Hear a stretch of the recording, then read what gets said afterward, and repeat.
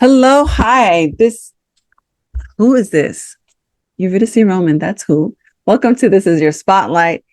Today, I have the lovely pleasure of dealing with an entrepreneur, a fellow autism mom, and let's see, all around fun, cool, inspiring person. Because it takes a lot to be your own entrepreneur, to factor in family time, and to deal with other stuff as life happens. So thank you so much, Ash, the wax guru, for being here.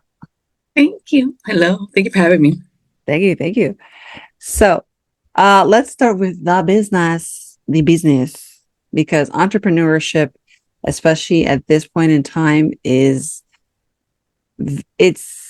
harder to start, but it's a lot more difficult to keep going Yeah.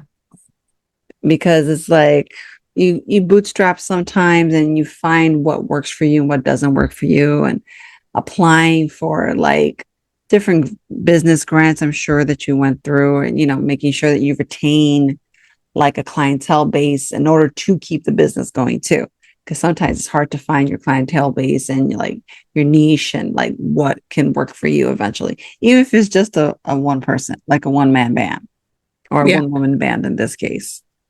So yeah. So talk about it. Talk about it. I just said a little bit, but talk about it. Talk So I'm actually very, very, very fortunate. Mhm. I didn't have to apply for any loans. I didn't have to. I just jumped out of one place, went to another, and then I hit the ground running.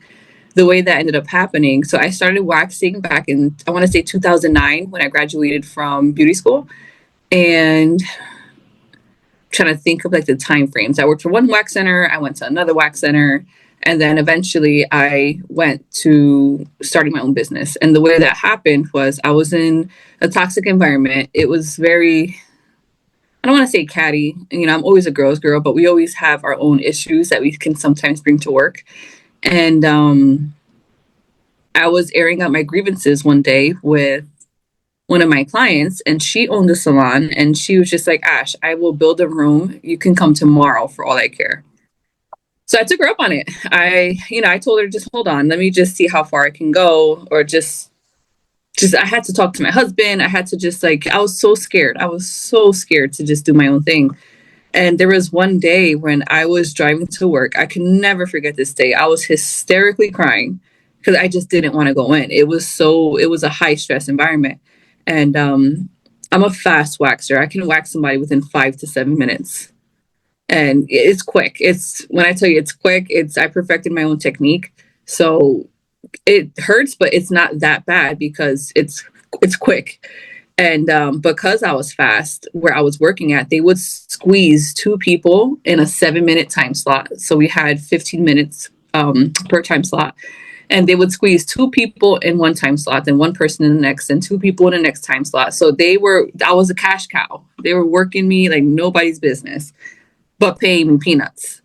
And the day that I was driving into work and I was just hysterically crying, my husband's like, Ash, we will figure it out. You need to just turn around and come home.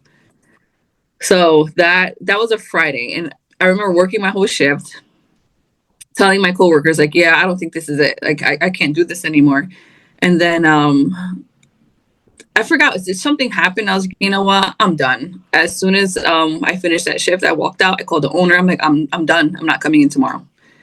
That weekend, that's when I called the salon owner, and she took that. She said done. She took that entire weekend, closed the salon, and they made a room for me. And then that's how I started my business, and it was 100% word of mouth.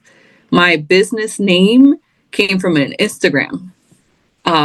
I had two separate Instagrams. One was to post my kids for family, friends, all of that. But then I was creating this relationship with my clients that, we wanted to keep up with one another. So then I created the Wax Guru, which was just an Instagram name, and I followed clients there. And then from then, all those clients already followed me. So I remember putting up a post like, I'm no longer at blah, blah, blah. Moving forward, I will be here. I had the square link. I put my link up, and my first week, I made double. In 1 week, I made double than what I made in a 2 week paycheck. Wow. That's when I was like, whoa. Yes. Because I signed a closure agreement, I signed a non compete. I couldn't talk about, I couldn't they compete or take clients. So I put a post up. Nothing. If you have a public profile, Dang. you post where you're at and your clients will follow you. So my business for the first 3 years was Mm, 100% word of mouth. 100%. And I made bank. It was great. I didn't have to, apply for any loans, grants. I started it from the ground up with nothing. I bought a case of wax. I bought my wax spot, and then that was it. And mm, I actually got really popular at one point in time, and it was too much for me because I would go out and people are like, "Oh my God, that's my waxer," and I had no idea who it was, and that still happens to me sometimes. So I think during the pandemic I slowed down a bit, mm-hmm. and then I worked in another spot just in case there was another shutdown. That was my Okay. spot. So that's when I stopped posting on Instagram and I just kind of like let things flow. And then now I'm in a salon suite and that's where it's picking up again. So I am on Google. You can find me on Google. All my clients showed out with the way they if you look at their reviews, it's nothing but 5 stars. And thank God, I'm so fortunate. They're amazing. And yeah, that's just like the creation, like the origin story, because I do plan on doing more. I Right. just I'm trying to figure out how to fit family life, business, love life. I am married, and Mm. I know people talk about work life balance. I can't say I mastered it, but I am pretty close to finding a balance that works for me. No, claro. You Yeah, know, my, that's tough. Yeah. Especially now with the economy and everything going up. And sometimes it adds a layer of stress that you essentially don't need. But unfortunately, we're also, for the same token, the saying, no pressure, no yeah, diamonds. yep, So it's getting to that kind of environment, which is scary because you don't want to impart that on your children, even though that's part of life and the reality of a lot of right. things. Um, it's good to teach, work hard, play hard, but then, all work and no play makes you just, not fun to be around. Yeah, So yeah, I think you'll find your balance. It's just take time to either do it like, make video memos for yourself or like journal something or it depends on like what works for you essentially. You know what I mean? go to the spa. I go to the spa so much, at least once a month. No, yeah, that's a must. Honey, if I could afford to go to a spa, I would, but I cannot. Groupon. Yeah.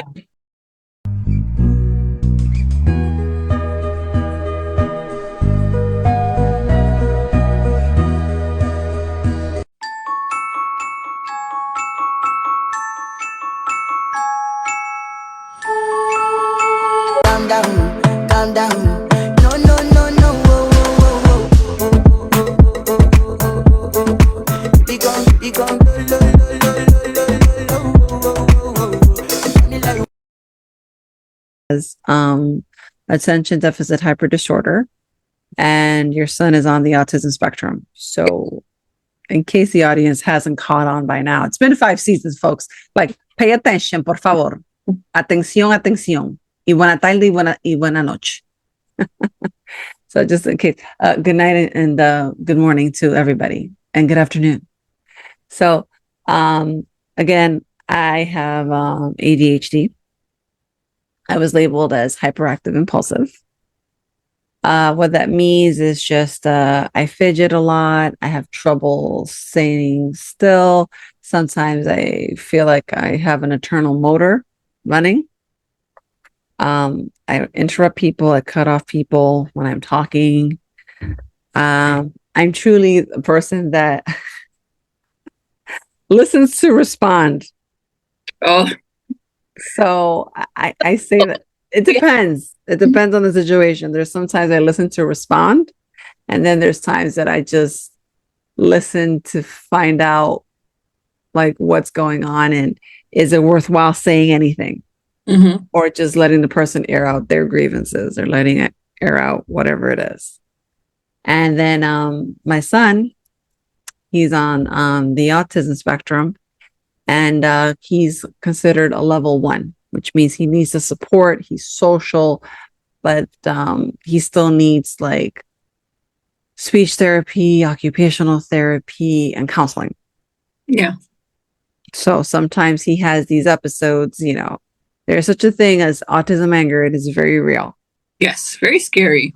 Very frightening. Because the thing is, it's just, especially with society, with everything, everybody's just quick to react. No one's quick to take a pause, take a moment, and try to understand the person and where they're coming from. And then also with ADHD, there's some moments that people with ADHD get some anger. Yeah. Sometimes they become like the bull charging towards the matador. They'll see red, and then when they go past the red, then they realize, oh, wait, I went past red. What happened? Like, not that it will be a memory wipe, but it's just like, oh, what did I let overtake me? First. Yeah, it was impulse first. Exactly. Like you went in impulse first. And then, also somebody, like for example, in my case, sometimes like I let things pile up. I sometimes have what they call a center of chaos, which means I have a lot of stuff piled up. So yeah. And then it's just like, it becomes like hoarding, but not really hoarding, if you know what I mean. Mm-hmm. So yeah. Again, it depends on how you work or how you deal with whatever. I don't think it's a disability. I think it's more of a, Their brains just think differently. it's just your brain is wired differently, honestly. Yeah. And it's great because you get to see different insights. You get to provide like something that the world might be missing. Mm-hmm. With my son, occasionally he tells me, he's like, why is everybody so noisy? Yeah, sensory processing. Yeah. So Yeah. he has his sensory sensitivities. Ever so often, he's just like, my favorite is when he sees stuff on the street, and I'm just looking at him like, okay, cool. He goes, why is that person doing that? I said, Very loud, right? yeah, you're just like, I can't explain to you why they're doing that specific thing, but I can tell you, don't get further than asking me. Just keep it between you and I, and just keep it simple. Don't overcomplicate your existence, because it's 9 out of 10, it's not worth it. Yeah. Talk to you, God bless them. And some people will just be like, okay, cool. And you're like, yeah, thank you for letting me know that I am powerless to do anything, because either A, you don't want to accept the help, or B, you just was like, you know what, I'm gonna do me, and I don't care who's in the way. Yeah. And if you're in my way, I'm gonna move you. Okay, cool. Yeah. I moved. No problem. I have moved. So, from your experience with your kids, like, how is it, because they're kind of almost sister conditions, almost. Yeah. They kind of mirror some things, but there's some things that just like little, like certain, I don't know if it's idioms or idiosyncrasies that make it like different. Right. Like, okay, let's start with, like, for example, for your daughter, like, what if she's having a good day? What would that look like for her versus your son's good day? She's preteen, so it's a whole other world where she'll talk to us. That's a good day. Other time it's just like, oh, why are you here? Why are you breathing? She's so dramatic. It's funny for us, but yeah, I don't know, a good day for her, we're just hanging out on the sofa. With my family, a lot of us, it's like parallel play where you're next to one another, but you're not interacting. But we're good because we're next to one another. So that's our home dynamic most of the time. And it's good. It's good for us, because then what's funny, my son would start singing a song, right? Because he does have echolalia too. And he'll start singing a song, and then we finish it. So it's not like we're telling him like stop stimming. No, like we'll join you. No, of course, yeah. A lot of fun in our household. Ever so often, my son sings a song, and then I'm just like, "Ooh, that's a good one." but it's a little you shouldn't love you. It's a little inappropriate for you to be singing it. Like you know the song by The Weeknd, Often? Yes. Yeah, I heard him sing that song and I'm like, Like, wow, you know the lines. Okay. what's it? And then he goes, Mommy, sing with me. I said, I don't want to, but I know the song. Okay.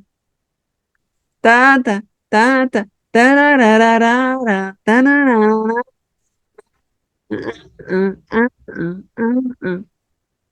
da. So I just do that. I'm just like, here, I'll be the backup. That's about it. Yeah.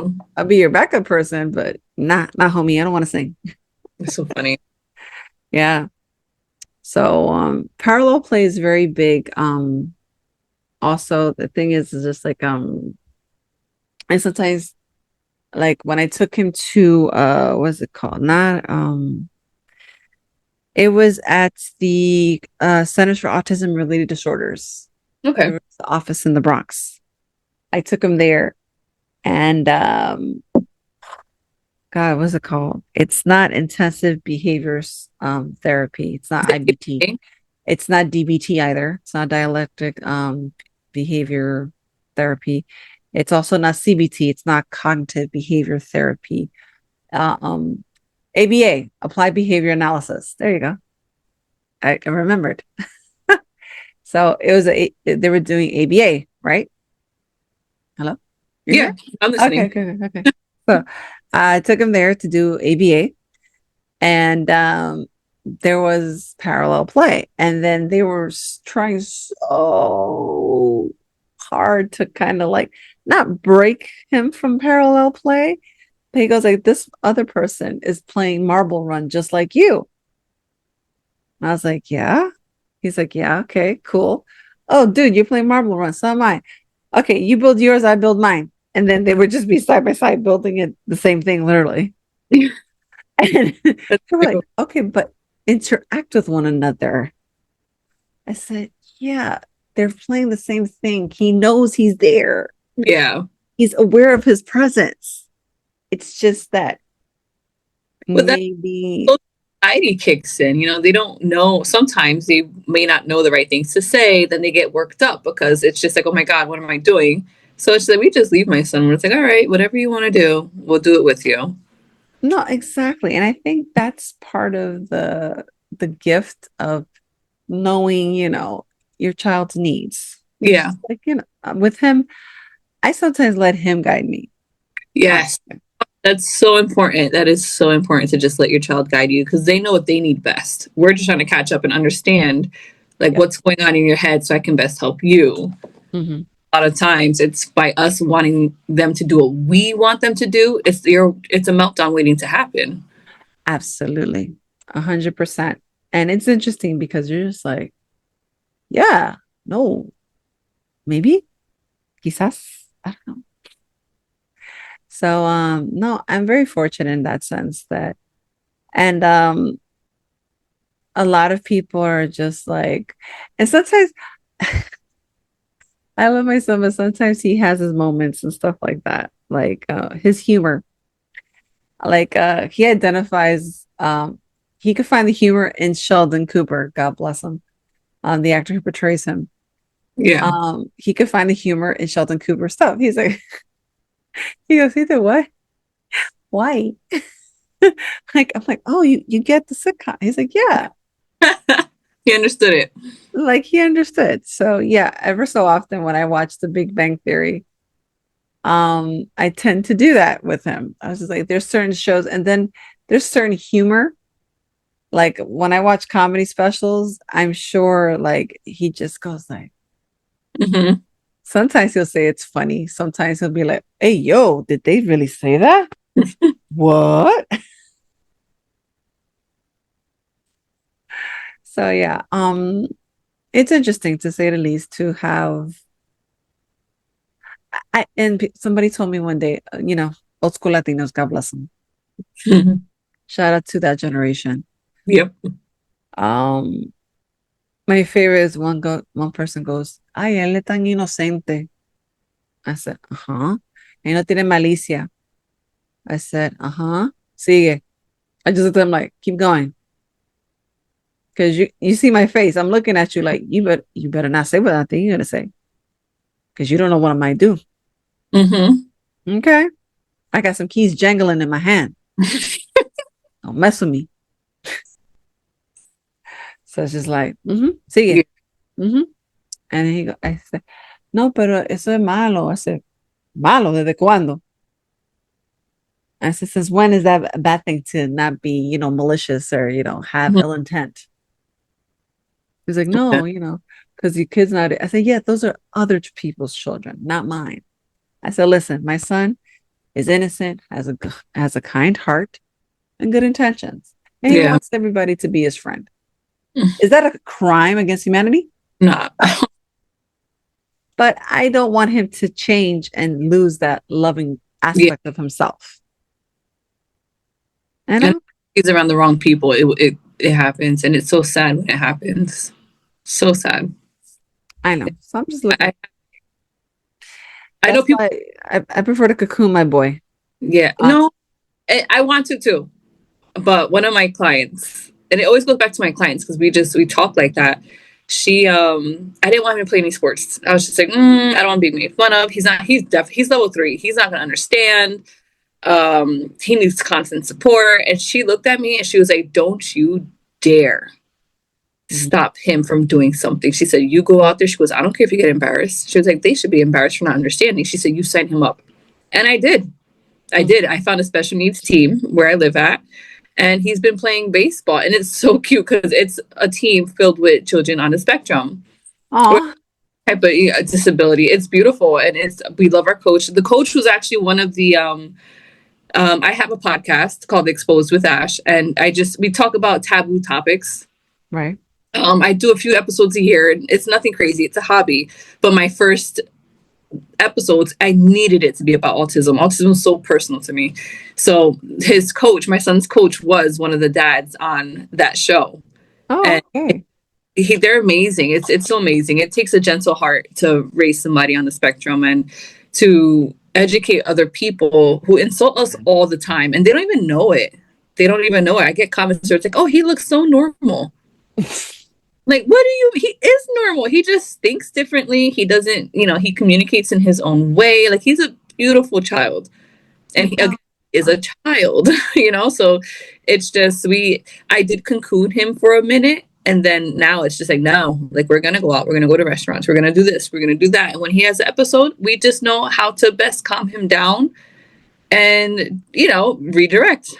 That's the best we can do right now, For example, there's a Latino restaurant here that he likes to go to. There's one on 163rd and there's one on 161st.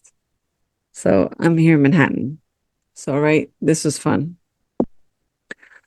So both restaurants, one of them plays loud music.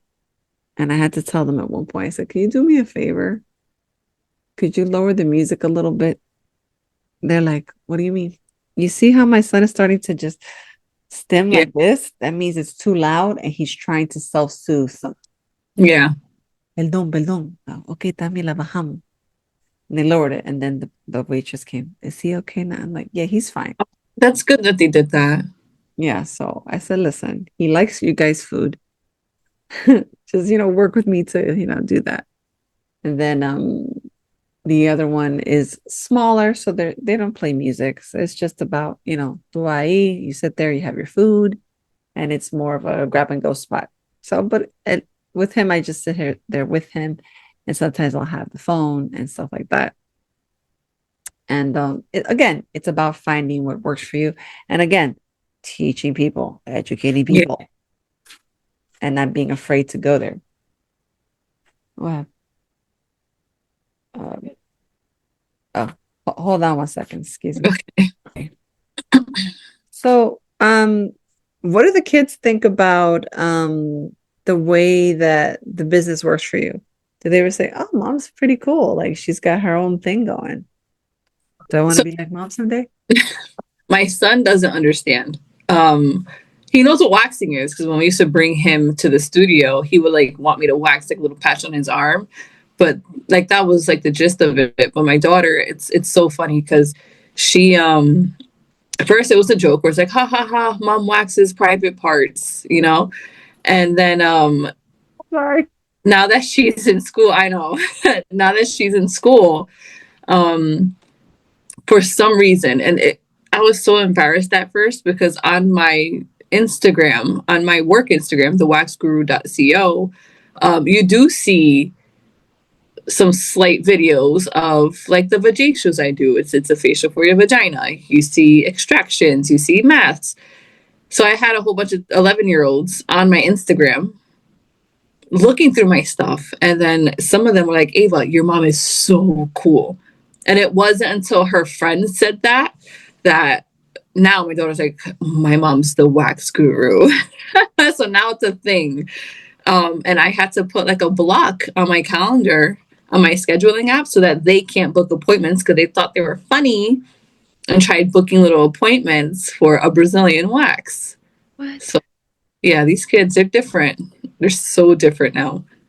But I know she sees how hard her father and I work because her father does tattooing on the side, and he works at a in another place, and so she sees how hard we work. So she's very money motivated. Where you can tell she wants to own her own business one day.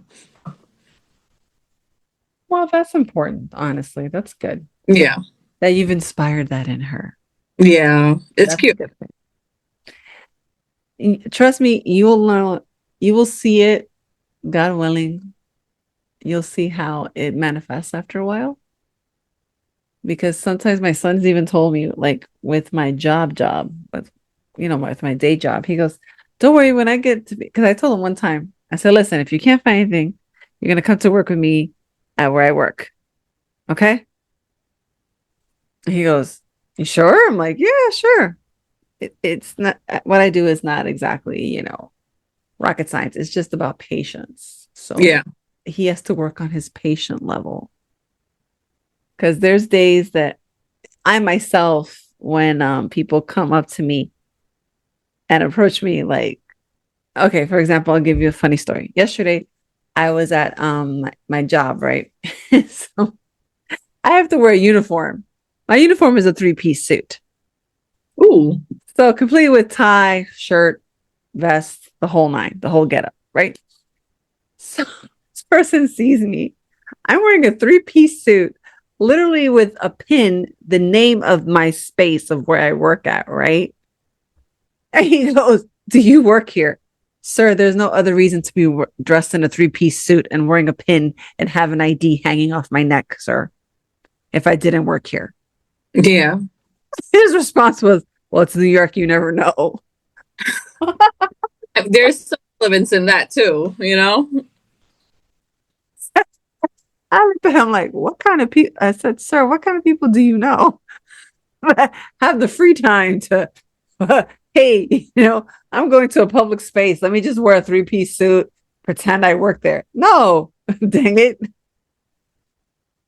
Like again, who? Why? So yeah, he sometimes occasionally does that. He's like, "Oh, I'm gonna work with my mom when I get older." I'm like, So, "Yeah, that's gonna be fun."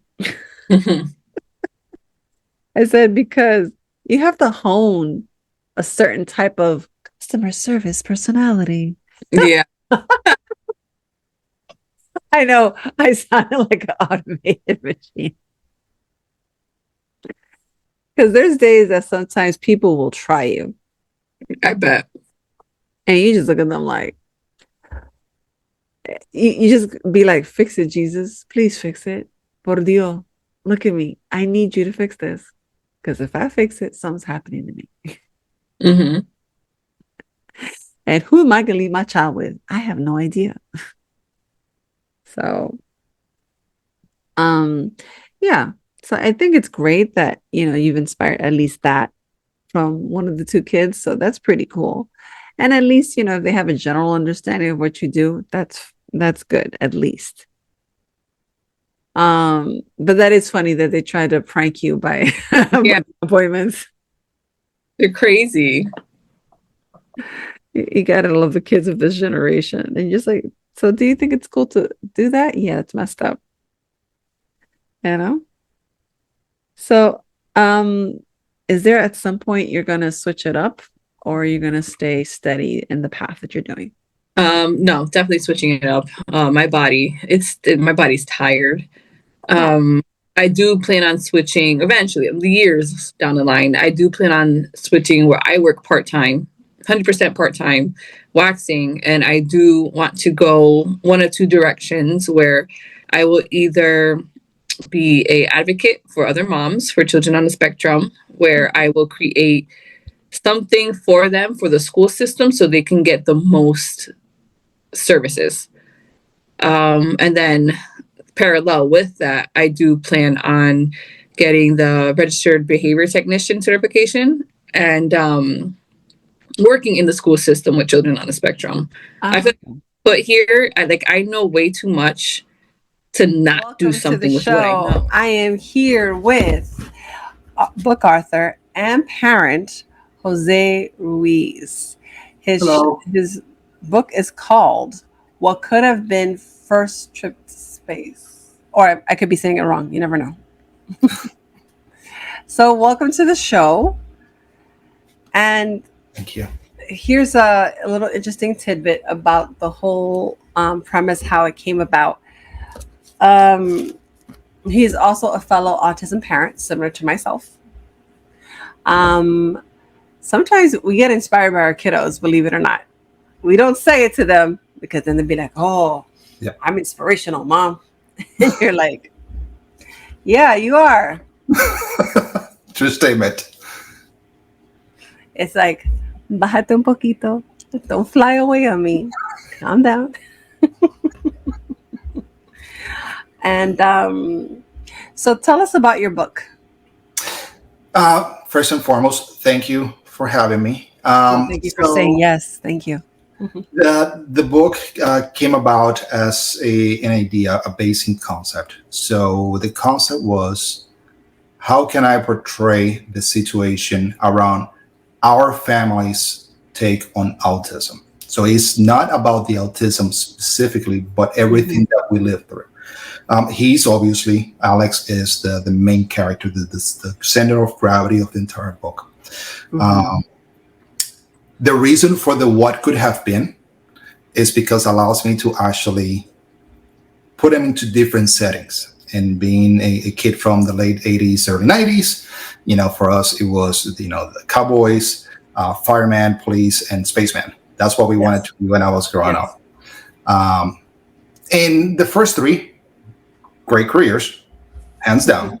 I wanted to put him in a place that is, one, unpredictable, two, that nobody can actually, everybody that supports him cannot reach him. He's alone and afraid and doing his own thing. So I put him in space, right? Out of all places, why not?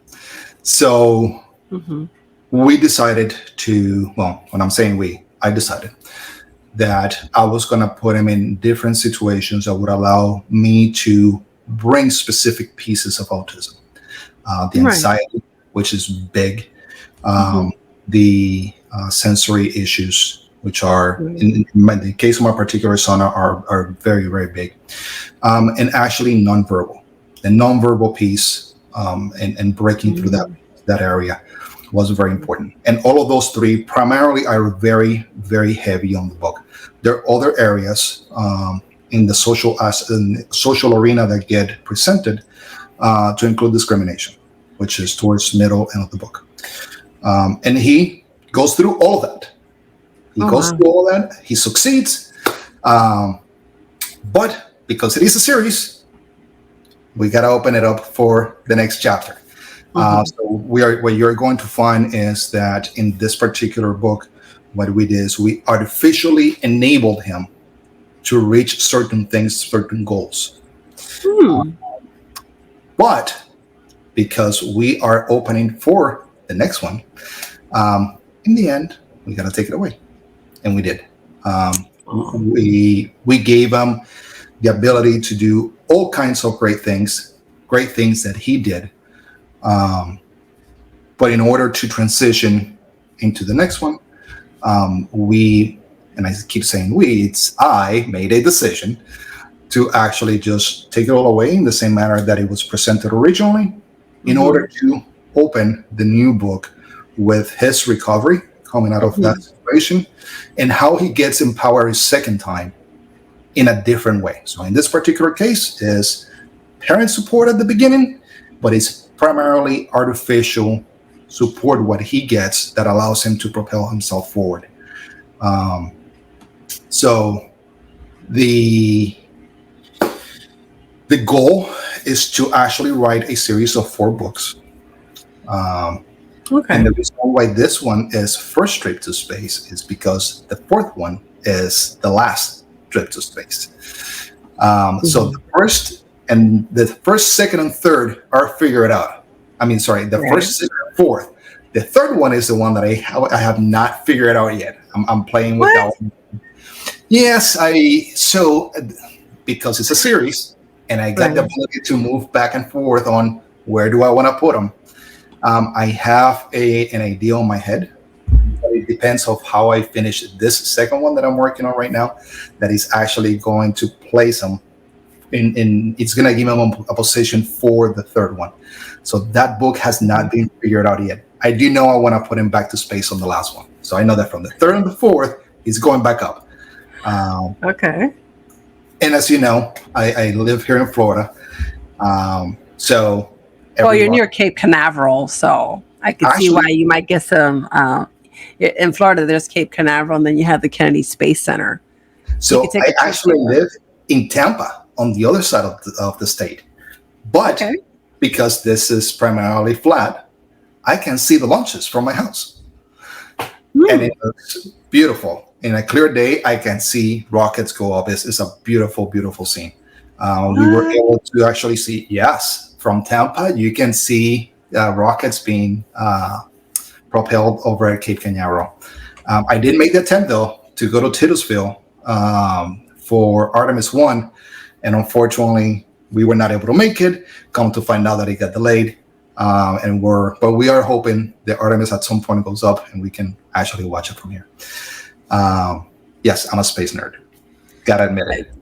It's okay. No judgments here. I'm a film aficionado myself. You know, I have to jazz it up. You know, we got to make sure. You know, we have. We got to style it up. Uno nunca sabe. You never know. Otherwise, people are gonna look at you like, you what? So trust me when I tell you, I believe you. So. So I think at some point, to be honest with you, with the way things are and could potentially go, I think fathers and mothers, when it comes to finding out when their child is earlier diagnosed, there's just different processes that we all go through at some point. Yeah. And the fact that you are able to write this book and you're able to come up with scenarios, do you think it's like wish fulfillment almost? Yes, it is. My wife and I have processed autism in 2 different ways. She has had her challenges. I have had mine. Of course, like every couple that have a child with autism, there's a lot of things that we have in common and a lot of things that we have coped through together. But there is a lot of individual coping on how to handle certain situations. And with me having a military career until just 2 years ago, she had the bulk of it, right? She was the one that was 90% of the time with the kiddo, a lot of observation time, a lot of experimentation. We tried this, we tried that, this worked, this didn't work. Frustration, not frustration. It's like, here I am in the middle of nowhere, there's nothing that I can do. And like a champ, she's managing everything under the sun. So I will have to tell you, if it wasn't for my wife, I don't know what I would do, honestly. I would not know what to do. But you're absolutely right. We actually see, absorb, and process the individual situations that autism presents in completely different ways. My wife is the one that identified it in a very early stage, which is funny because my son actually shows signs from the moment he was born. But it literally went over our heads. And it was a sensory report that was a number one given for him. Lights in the room when we were at the hospital became an issue because as the nurse dropped him over to the room with us, he did not want us to turn off the light. He will actually start crying when we turn off the light. When we will turn it on, it will automatically go quiet. And going through that back and forth, keep in mind, this is a child that's been born less than 48 hours ago. Oh, wow. Yes. So for us, I was like, okay, we're tired. You're tired. You're going back to the nursery. We need to get some rest. But Hey! I had that too. It was really funny though. And I'm gonna share my parental story after you finish yours. Okay. And the nurse gave us, the weirdest look, like, you just get this child and you're returning it. What's going on? I was like, he wants a light on. We cannot sleep without it, with the light on. It's a conflict of interest at this time. Can you please take him back to the nursery? She's like, okay, yeah, great. We'll bring it in the morning. And we're like, no, we will go get him. Don't worry. We're not going to leave him behind. We're going to go get him. So that was a number one indicator, but it literally went right over our heads. My wife had just finished having a C-section with him. And in my case, I'm a guy. There's things that literally go right over my head and I don't realize them until it's a day later and I thought, sure. So that was one of them. Well, mine was, let's see. For the first week or two, it was funny because it was the sensory took over and he was just crying and crying hysterically, until he would just keep crying, and I'm just like, I feel so bad. And I swaddled him and then I left him in the crib after I fed him, changed his pamper. I walked up and down the hallway with him, singing him to sleep, and as best as I could. It was tough. And then at some point, I'm sure you went through this, but his father told me, "¿Dónde se apaga el muchacho? Me toca dormir." I'm like, what? What do you mean, where do I shut him off? He's not like a robot that, oops, I don't know where the manual override switch is. Like, what is wrong with you? He's a human being. It happens. It does. So what I landed up doing, I had to put in perspective because we were both new parents at this. I just told him, I said, okay, listen here. I'm going to put out a scenario and see if you could empathize or maybe sympathize just a little bit with your child. And this is the best I can do given that I'm half asleep, tired, and otherwise. Okay. Yes, absolutely. I told him, prepárate, get ready. Here's my definition that I hope and pray to God you understand. I said, okay, how about this? Pretend you're at a resort. He's like, okay. We were at a resort. It was nice. I said, okay. Pretend that this child you see here was at a resort where it was never cold. It wasn't too hot. It wasn't too cold. Your meals were provided. You were in a nice cocoon, safe space. You didn't know about crime. You didn't know about war. You didn't know about hate. You didn't know about noises.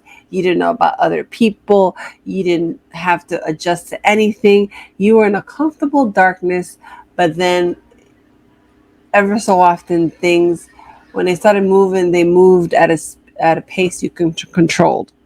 Now imagine that you're there and somebody just goes, yank. I'm going to yank you from your safe space cocoon where everything was taken care of, and hello to the world. We've got crime, we've got war, we've got hate, we've got working till your hair turns gray. We've got other people, and you have to make sense of it all and try to be a compassionate human being with your fellow man, even though sometimes your fellow man makes you want to punch him in the face. Yes. And welcome to the world. So your child, who can't say a word now, who will eventually learn language as time transgresses, is crying because that's the one thing he has that he knows he can control and he's in his disposal, and that's how he communicates. Yes. Oh my God. Oh After my I God. said that, he grabbed her sleeve. Ay, mi hijo, yo no sabía. It's like, oh my God. I said, oh dear God. I said, okay. My communications degree came in handy for that one, and so did creative writing class, playwriting and screenwriting, See? And it worked out. and scene. That's perfect. That's perfect. It's like, okay. I said, listen, if he doesn't get it by this point, I don't know what's gonna happen. Then it's all a miss. Me quemé, me pelé, it sucks. So yeah, I was just cracking up with that whole situation. I was like, oh my God, this man. Que yo voy a hacer auxilio y socorro. Yes. Now, I will tell you, if I had a penny for every time that I had screwed things up just because I don't understand it. And my wife is like, no, stop now. And she's been correcting me for 20 years of marriage.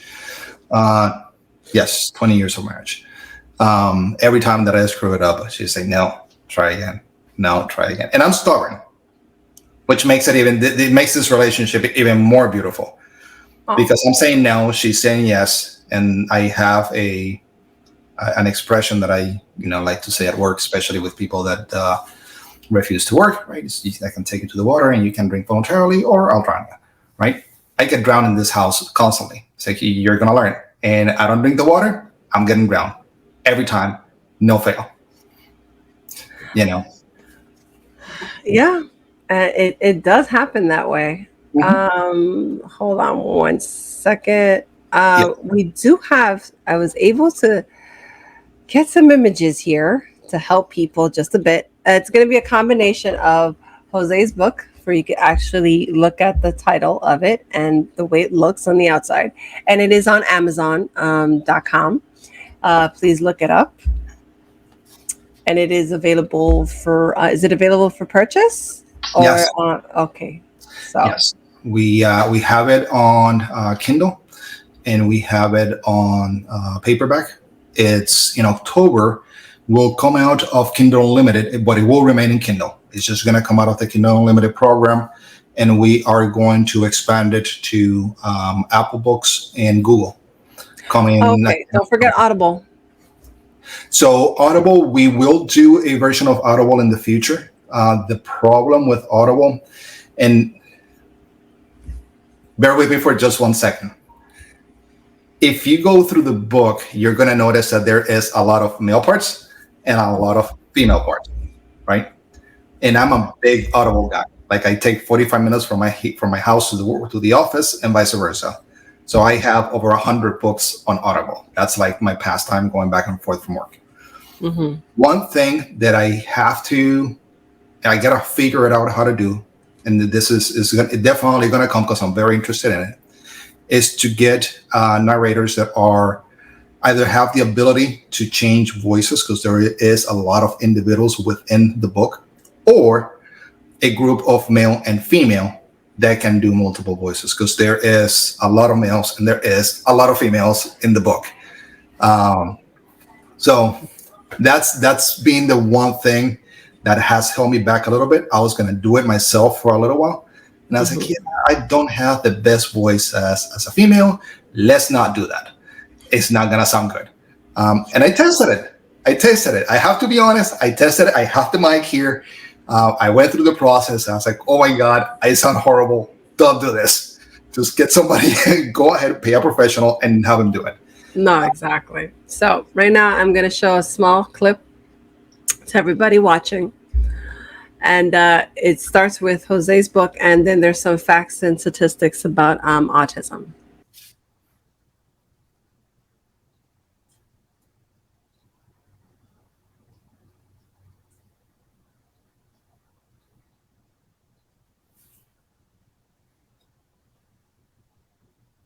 All right, add to stream. It happened again. Hold on. Give me 1 second. Absolutely. Okay, vamos a ver. Okay, here it is. So the first part, it says, "What could have been first trip to space" by Jose Ruiz. 2.3% of adults have autism spectrum disorder. 1.6 is more than likely of white children, Hispanic. And then you see here, this is a very interesting part here. So I'm going to re-show this again.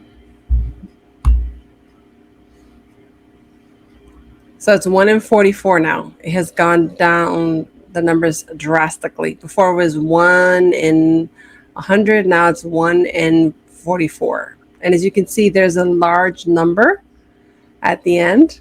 Mm-hmm. But there are different racial groups, because a lot of people think because of autism and the way it is and the way it's perceived and treated, that it's just predominantly for one race. No, there are multiple races, but the thing is that there's a social stigma attached to it, or perhaps, they feel somewhat embarrassed to admit it. Yes. And that is always tough to battle. And I had someone tell me directly to my face, because I've done 2 documentaries. One was called the Autism Cycle, Parent Provider Organization. And then the other one was called, the new one that I'm working on is Labels of Autism. And it's just about autism comorbidity. In other words, the extra that comes along with autism. Like, you could be autistic but have anxiety, depression, PTSD. You can have OCD. You can have like gastrointestinal issues. You can have insomnia. You can have hypersensory issues. You can have either flight or fight reactions that are so intense that, you have people around you really have to be taking care of you.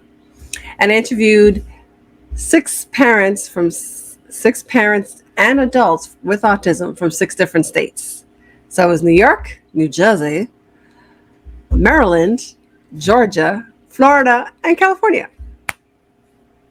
So, yeah, I did this on Zoom. I shot it. I did all the interviews within a month. And it was very interesting to do. Like I said, it's tough. It's not easy, being a parent and going through the journey and being creative while doing it. Because it's like as you said, a child of the 80s, and, I was born in the 80s, and I grew up in the 90s. There wasn't talks of a lot of things, and everything was like very stigmatized. Yes. Like, if you had a certain condition, oh no, tú no puedes hablar de eso. You can't talk about that. No, we'll just say you're eccentric, or you're interesting, or you're weird. What?